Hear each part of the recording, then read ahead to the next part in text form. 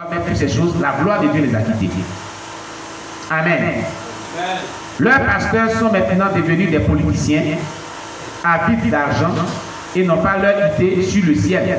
Ils prêchent des messages vides de vie et d'esprit. Il faut qu'ils se répandent de leurs péchés.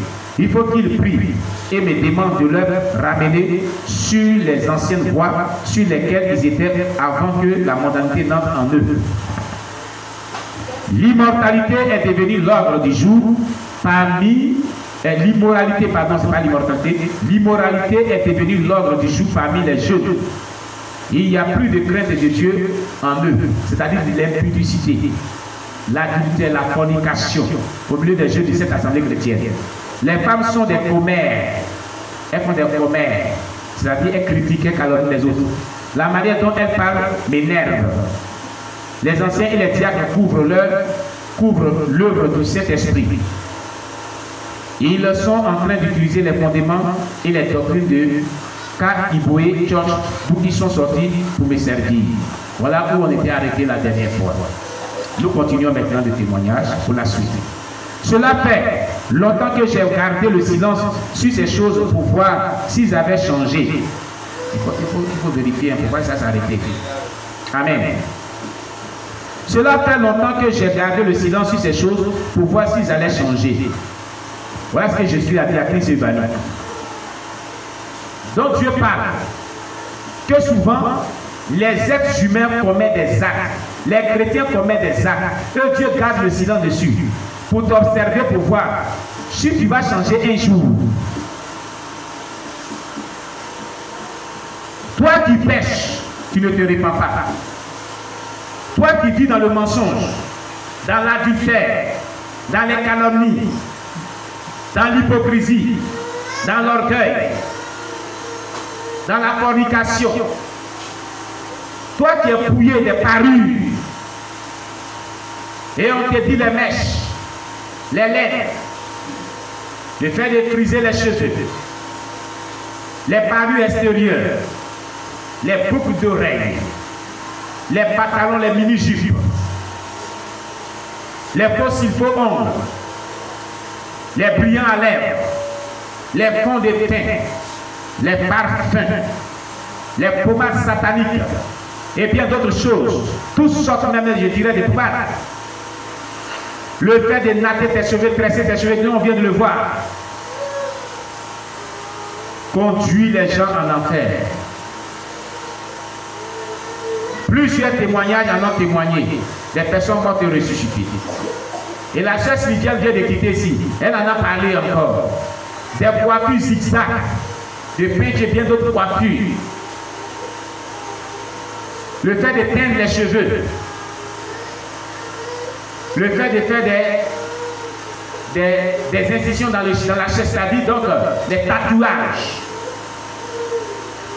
Et même si tu es dépouillé de tout cela, si tu mens, ton caractère est mauvais, tu es orgueilleux, tu es envieux, tu es rancunieux. Parce que la sainteté dont nous prêchons, c'est la sainteté interne, comme Esther. Alléluia. Si tu vis dans le mensonge, dans les calomnies, dans l'hypocrisie, dans l'orgueil, dans l'adultère, dans la colère, le vol, la non-restitution, la sorcellerie, la séduction, l'incexe, la masturbation, et j'en passe. Quand tu ne te répands pas, c'est l'enfer qui te guette. C'est l'enfer qui a ta force. Répandez-vous, car Jésus est à la porte. Amen, amen. Donc Jésus dit, il a observé cette église pendant longtemps pour voir si les membres de cette église allaient se repentir de tout ce que Jésus leur reprochait. La Bible leur reprochait.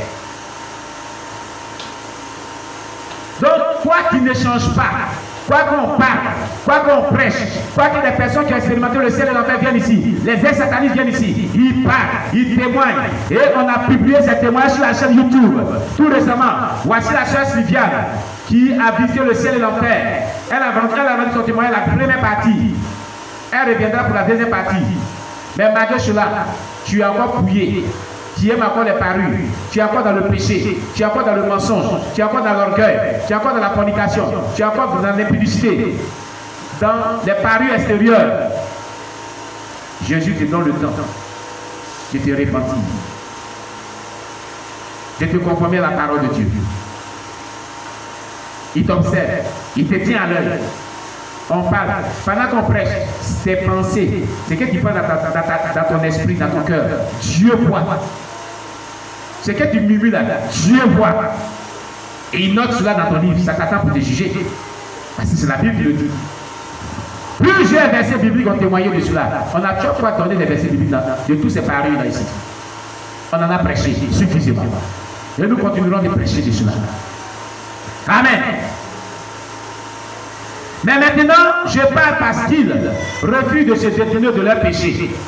L'orgueil est devenu le compagnon des femmes.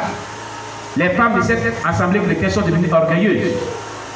L'église n'appartient pas à personne, mais à moi, Jésus. Les gens ont une mentalité selon laquelle l'église là, c'est pour le pasteur. Son église. L'église appartient à Jésus-Christ.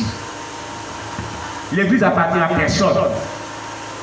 L'église, c'est la maison de Dieu. L'église, c'est le corps de Christ. Amen. C'est ce que Jésus dit dans ce témoignage. Il dit son église, c'est pour lui. Amen, amen. L'église appartient à Jésus. Maranatha. Oh, il y en a qui sont restés. On acclame le Seigneur Jésus-Christ. Ils doivent chercher ma face dans l'humilité et crier à moi pour avoir la restauration.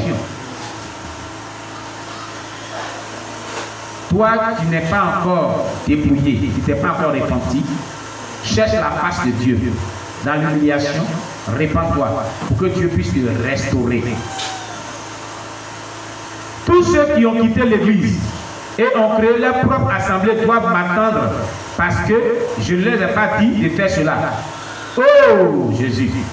Aujourd'hui, c'est à la mode aujourd'hui. Des jeunes gens qui sont des appelés, pour un oui ou non, quittent les assemblées chrétiennes, quittent les parents chrétiens, les parents spirituels, ils s'en vont créer église. Sous prétexte que Dieu les a dit de créer église. Si jamais le Seigneur ne t'a pas appelé à fonder une œuvre, toi tu dis que tu es appelé, et tu s'en vas à cause des persécutions, tu s'en vas créer une église, et que tu ne répands pas de cela jusqu'à ce que tu mets dedans, tu vas en enfer. Parce que tu n'es pas dans la volonté de Dieu. Qui t'a dit de créer l'église? Qui t'a dit d'aller fonder une mission? Alléluia! Alléluia! D'accord. Excusez-nous, la première caméra est pleine. Nous allons mettre la seconde caméra. Donnons-nous quelques minutes.